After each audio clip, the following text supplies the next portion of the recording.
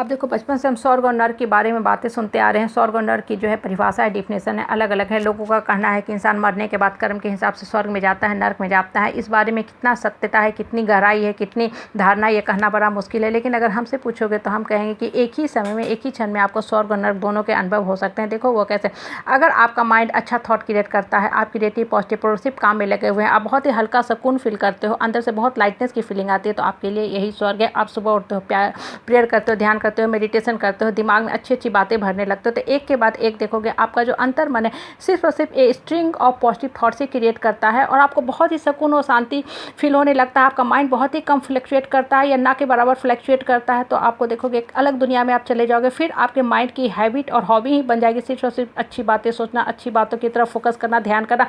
अब लोग क्या बोलते हैं, नहीं बोलते हैं, क्यों बोलते हैं, लोगों के फीडबैक, नेगेटिव टोन, कमेंट्स का आपके ऊपर कोई असर नहीं हो रहा है, तो यही आपके लिए स्वर्ग है, यही आपके लिए हेवन है। लेकिन दूसरी तरफ देखो, कुछ लोग जो होते हैं ना 24/7 365 डे सिर्फ और सिर्फ हेल में ही रहते हैं, नर्क में ही रहते हैं। क्यों, कैसे, ये देखो इस तरह के जो भी लोग होते हैं दबंग प्रवृत्ति के होते हैं, नार्किसिस्टिक टेंडेंसी के होते हैं, आएंगे लोगों को डराएंगे, धमकाएंगे, अपनी गलत बातें सिर्फ और सिर्फ लोगों के ऊपर थोपने का कोशिश करेंगे, लोगों के ऊपर सिर्फ और सिर्फ अपने ईगो को थोपने का कोशिश करेंगे, अपने आप को सिर्फ और सिर्फ राजा समझेंगे, दूसरे का शोषण दोहन दमन करते जाएंगे। इनका मीन टाइम होता क्या है कि ऐसे लोग सिर्फ और सिर्फ अपने लिए नर्क का ही द्वार खोलते हैं।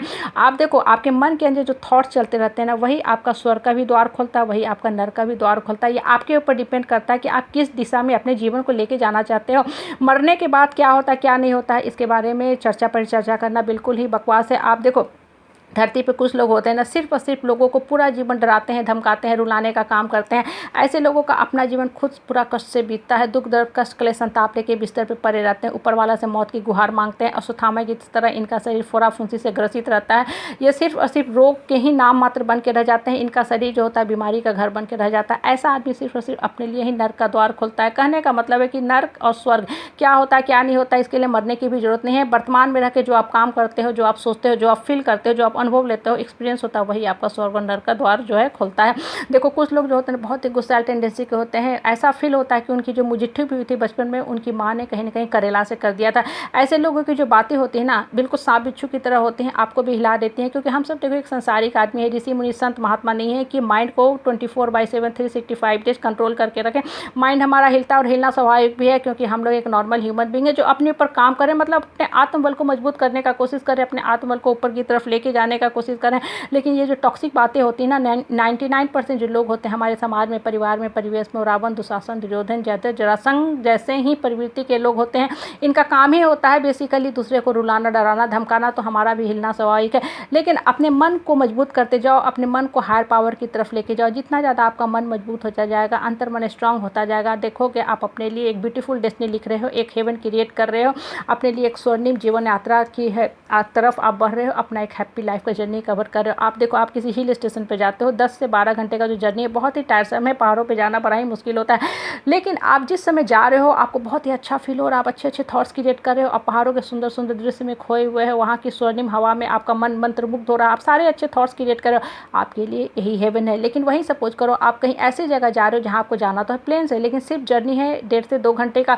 लेकिन आपको पता है कि जहाँ हम जा रहे हैं वहाँ के लोग जो हैं सिर्फ और सिर्फ टॉक्सिक बातें करते हैं, आपको रुलाते हैं, डराते हैं, धमकाते हैं। आप सिर्फ डर के कायर बन के वहाँ रहते हो, आप समय से रहते हो, लोगों के पास जाते हो, घड़ी घड़ी माफ़ी मांगते हो, पैर पे पड़ते हो, और आपके लिए जो थॉट्स माइंड में चल रहा है वो सारे नेगेटिव चल रहे हैं, आपके लिए यही नर्क है। इसलिए स्वर्ग और नर्क की सही परिभाषा क्या है कहना मुश्किल है। ये सिर्फ और सिर्फ आपके मन की दशा पे डिपेंड करता है कि आप मन के अंदर कैसे थॉट्स लेके चल रहे हैं। जो इंसान जैसा थॉट्स लेके चलता है उसको उसी समय वही चीज़ अनुभव होता है।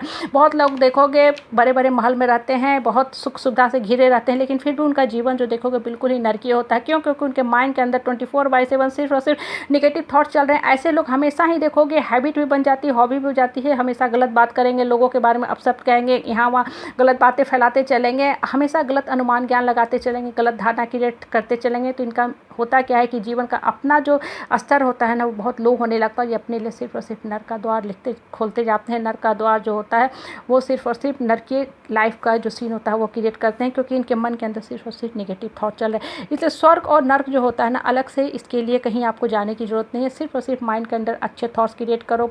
जब हम प्रेयर करते हैं, मेडिटेशन करते हैं, तो माइंड क्या होता है, हायर पावर की तरफ जाने लगता है। समाज, परिवार, रिश्तेदार सब यही हैं, लेकिन लोगों की बातें अब आपको फ्लक्चुएट नहीं कर रही हैं, अब आपको प्रभावित नहीं कर रही। इसलिए जितना ज़्यादा आपका हैप्पी थॉट रहेगा, आप अपने लिए हेवन क्रिएट करते जाओगे।